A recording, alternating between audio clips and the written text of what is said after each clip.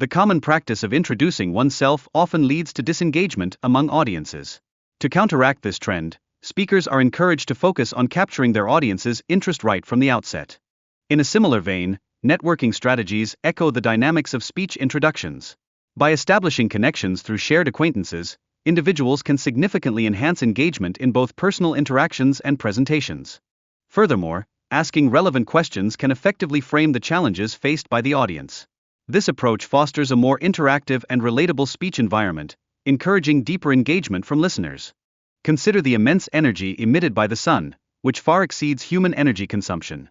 This stark reality calls for a fundamental re-evaluation of how we view and utilize energy resources, potentially inspiring innovative thinking in the realm of sustainability.